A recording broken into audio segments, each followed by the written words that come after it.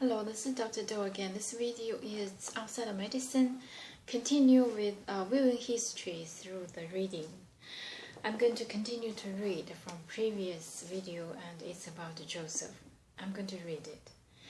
It is just as I said to Pharaoh. God has shown Pharaoh that what he is about to do. 7 years of great abundance are coming throughout the land of Egypt. But 7 years of famine will follow them. Then all the abundance in Egypt will be forgotten, and the famine will ravage the land.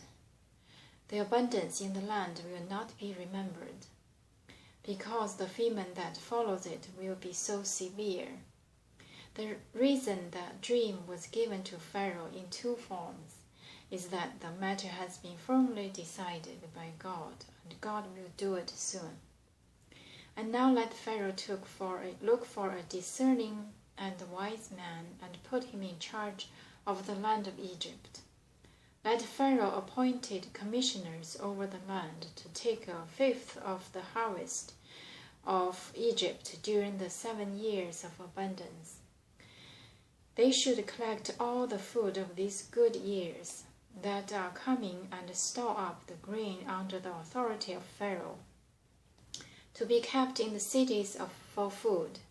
This food should be held in reserve for the country, to be used during the 7 years of famine that will come upon Egypt, so that the country may not be ruined by the famine. The plan seemed good to Pharaoh and to all his officials. So Pharaoh asked them, "Can we find anyone like this man, one in whom is the Spirit of God?"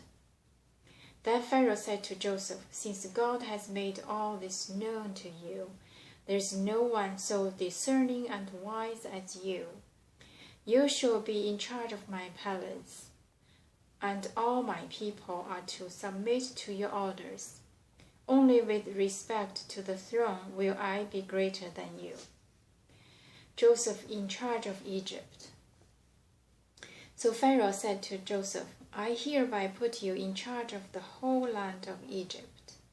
Then Pharaoh took his signet ring from his finger and put it on Joseph's finger. He dressed him in robes of fine linen and put a gold chain around his neck.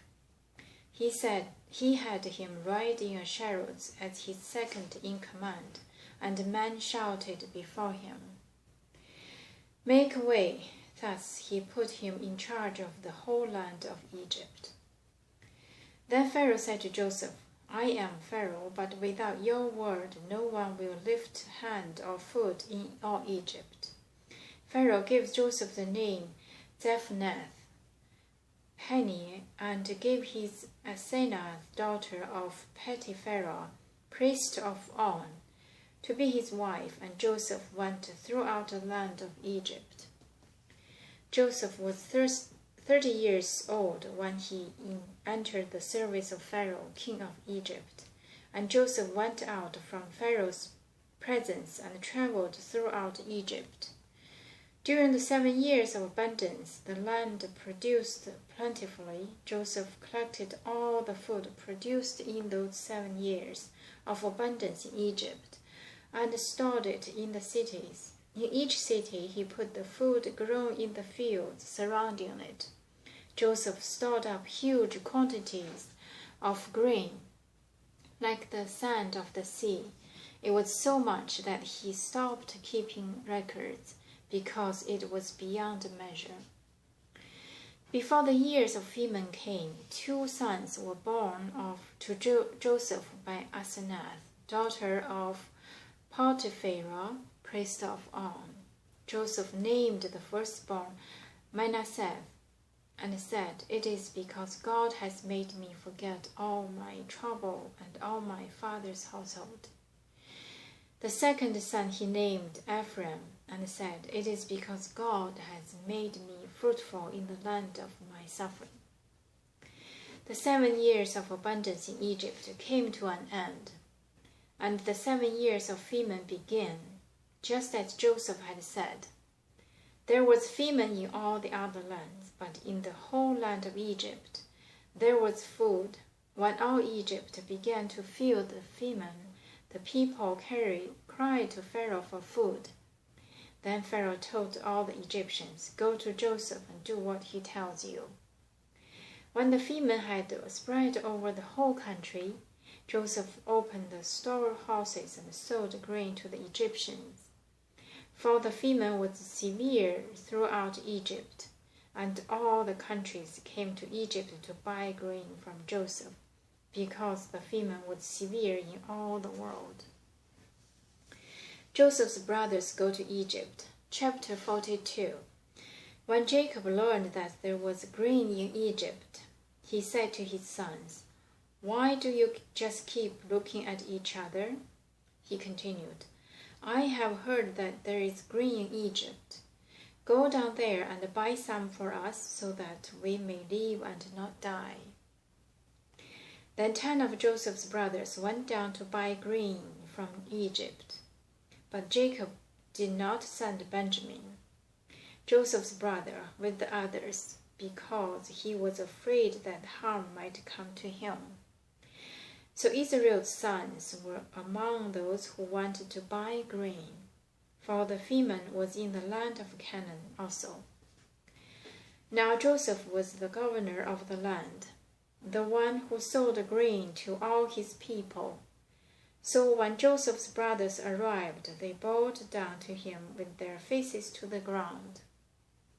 As soon as Joseph saw his brothers, he recognized them, but he pretended to be a stranger and spoke harshly to them. "Where do you come from?" he asked. "From the land of Canaan," they replied, "to buy food." Although Joseph recognized his brothers, they did not recognize him. Then he remembered his dreams about them and said to them, "You are spies. You have come to see where our land is unprotected." "No, my lord," they answered. "Your servants have come to buy food. We are all the sons of one man. Your servants are honest men, not spies." "No," he said to them, "you have come to see where our land is unprotected." But they replied, "Your servants were 12 brothers, the sons of one man, who lives in the land of Canaan.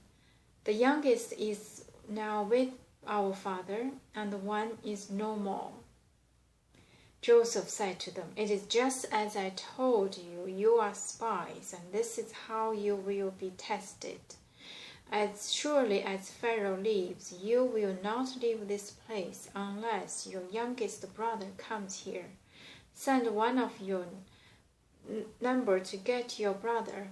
The rest of you will be kept in prison, so that your words may be tested to see if you are telling the truth. If you are not, then as surely as Pharaoh lives, you are spies." And he put them all in custody for 3 days. So I'm going to stop here for today, and we'll continue next time. Thank you for watching.